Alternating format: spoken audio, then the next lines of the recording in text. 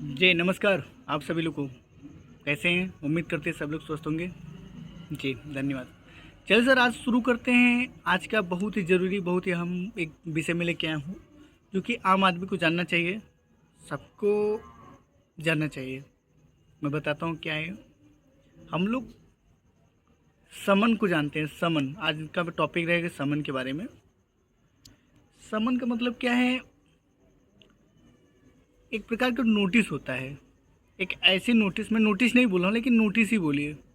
एक प्रकार का नोटिस होता है जो कि by court, by district court, by tehsil, है ना, उपस्थित होने के विवश करने के आदेशिकाएँ हैं, जिसको हम समन कहते हैं।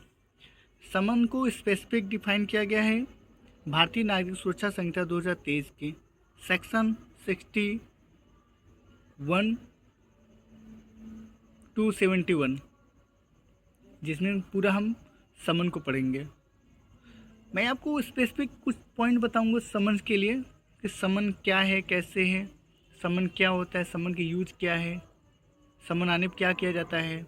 लोग घबरा जाते हैं, समन आ गया, कोर्ट से नोटिस आ गया, कोर्ट से मुहर लग के आता है ना, उसको समन करते हैं। चलिए शुरू करते हैं। इस चैनल को सब्सक्राइब और लाइक करिएगा। और आपको लगता है कुछ ऐसा कानूनी मुद्दा है, कुछ ऐसे संबंधित चीज़ें हैं जो कि आपको जानना चाहिए, आप वीडियो में कमेंट सेक्शन में डाल दीजिए, टैग करके मुझे डाल दीजिए। मैं उस पर एक वीडियो अच्छे से बनाऊँगा। ठीक है, तो स्टार्ट करते हैं आज का वीडियो।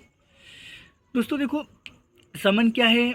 अदालत द्वारा, अदालत मतलब कोर्ट, कोर्ट द्वारा जारी एक आधिकारिक कानूनी दस्तावेज होता है।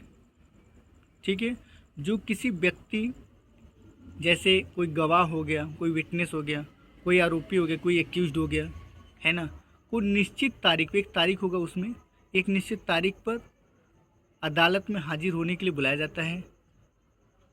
ठीक है, या वो दस्तावेज होता है, उस दस्तावेज को आप उस तारीख पर, उस समय पे पेश करिए। उस समन पे व्यवस्थित ढंग से एक लिखित रूप होगा, पूरा लिखित नोटिस होगा।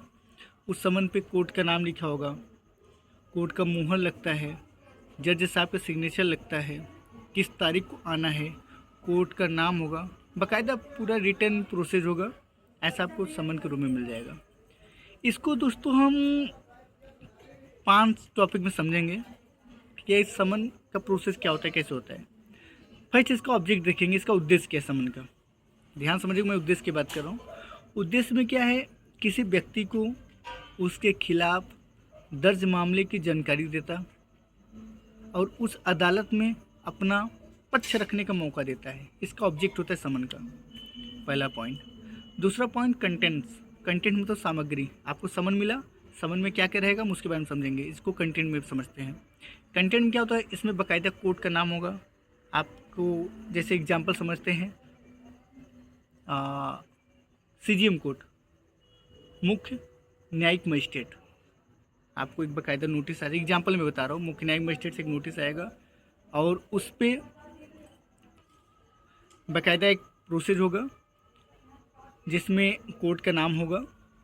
ठीक है, पूरा मामला के ब्यूरो होगा, किस मामले में आपको बुलाया जा रहा है या किस मामले में आपको डॉक्यूमेंट देना है, पेश होने की उसमें तारीख होगा और समय भी शामिल होगा, इस तारीख के समय पर शामिल होगा।